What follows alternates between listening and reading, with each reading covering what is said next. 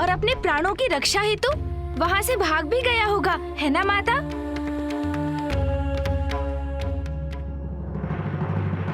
मेरे उस रूप में काल था उसके समक्ष, किंतु वो मूर्ख मुझसे क्षमा याचना करने के स्थान पर मुझे और भी उत्तेजित कर रहा था। क्या आपको उत्तेजित करने लगा? किंतु क्यों माता?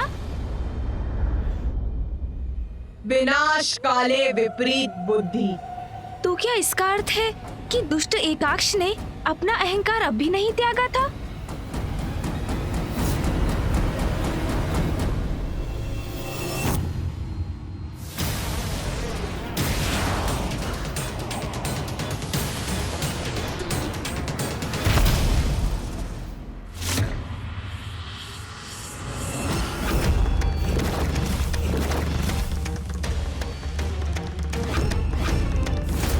कौन है ये दुष्टा देवी जिसने मेरा असुर सम्राट एकाक्ष का अपमान करने का दुस्साहस किया है?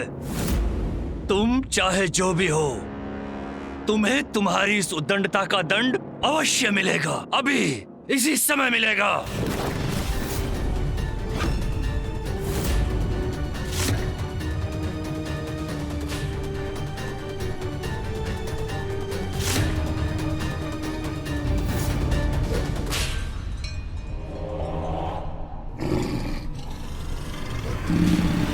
मुझे चुनौती देकर इस देवी ने कितनी बड़ी भूल की है, ये इसे अभी ज्ञात होगा। प्रणाम मातारा।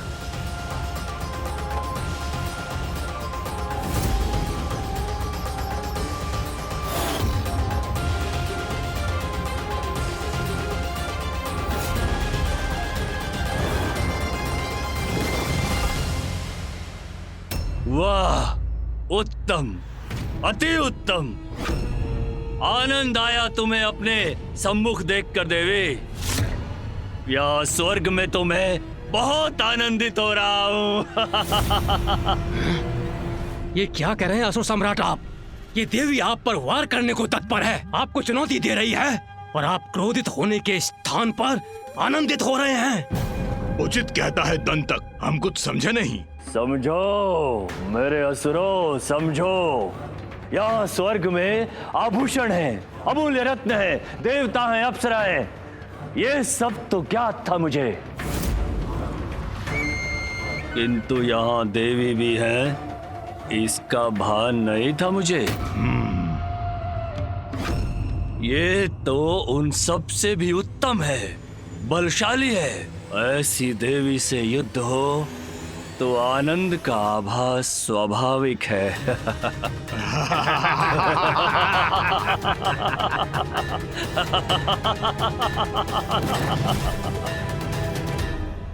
नीचता तो इन असुरों का स्वभाव है, तभी तो माता के प्रति इतने अपमानजनक शब्द बोल रहा है ये दुष्ट।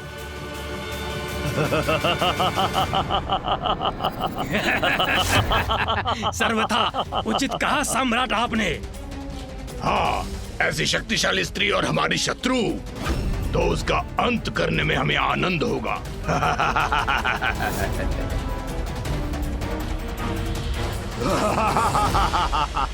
कहो देवी, तुम अपने सभी राजाओं का स्वागत ऐसे ही करती हो या ये विशेष स्वागत है स्वर्ग लोक के नवीन राजा असुर सम्राट एकाक्ष के लिए ही है?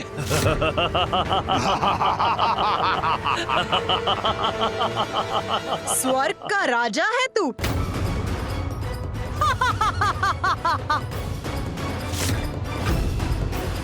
स्वयं को लेकर बहुत भ्रम पाल रखे हैं तूने, किंतु चिंता मत कर एकाक्ष, एक एक करके तेरे सारे भ्रम नष्ट कर दूंगी मैं। शक्तिशाली है ये देवी, किंतु दंड भी है। भ्रम तो इस देवी को है अपनी शक्ति का, जिसे शीघ्र मिटाएंगे हम। एक बार असुर सम्राट एकाक्ष हमें आदेश तो दें, इस देवी का अंत करेंगे हम। मैंने इंद्र और अन्य देवताओं को स्वर्ग लोक से भगा दिया तो उसने अपने स्थान पर तुम्हें यहाँ भेज दिया देवी। किंतु कदाचित तुम्हें अपनी जिह्वा पर नियंत्रण करना नहीं सिखाया। बहुत छूट प्राप्त है तुम देवियों को यहाँ स्वर्ग में, जो अनुचित है। किंतु अब मैं आ गया हूँ। सब उचित कर दूंगा, सब।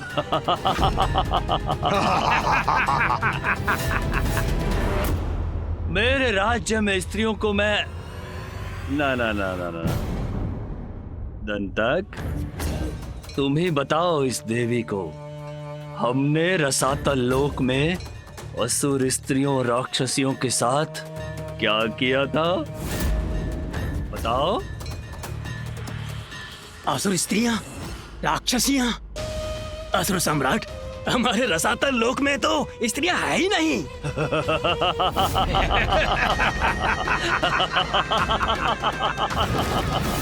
अब इस अबोध देवी को ये भी बता दो कि हमारे लोक में स्त्रियां क्यों नहीं है? असुर सम्राट, आपके आदेश के अनुसार रसातल लोक की सारी स्त्रियां, सारी राक्षसी को तो हम आहार बना चुके हैं।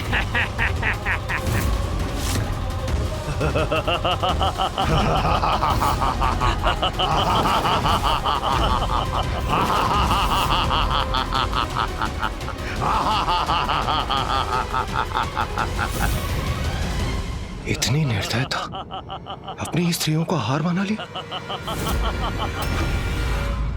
सुना तुमने देवी, अब स्वर्ग लोक में भी अप्सरा और देवियों की यही स्थिति होगी, यही। सर्वप्रथम मेरा सामना तो करे काक्ष, तभी अन्य देवियों से भेंट कर सकेगा तू। नहीं नहीं नहीं नहीं नहीं, मैं भला एक अबला देवी का वध क्यों करूं? ये अनुचित है देवी। तुम्हारे लिए तो मेरा योद्धा ही पर्याप्त है। हाँ। दंतक, जाओ और अपनी शक्ति दिखाकर उचित पाठ पढ़ाओ इस दुस्साहसी देवी को। अवश्य असुर सम्राट, इस स्त्री से युद्ध करके मुझे असीम आनंद की प्राप्ति होगी।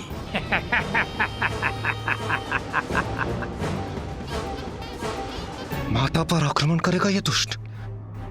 इसे ज्ञात नहीं इसका कितना भीषण परिणाम भुगतना होगा इसे।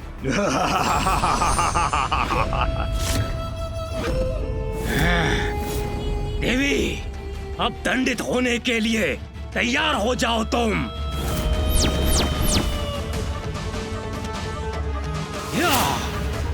देवी, तुम्हारा अंत करूंगा मैं।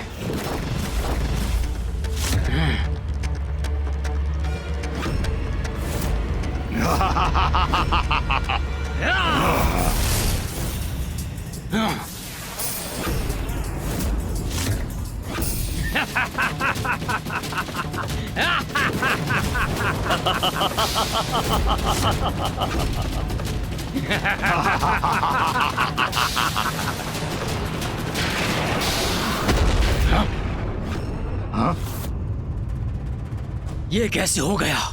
मेरा अस्त्र नष्ट हो गया, मेरा प्रहार असफल हो गया।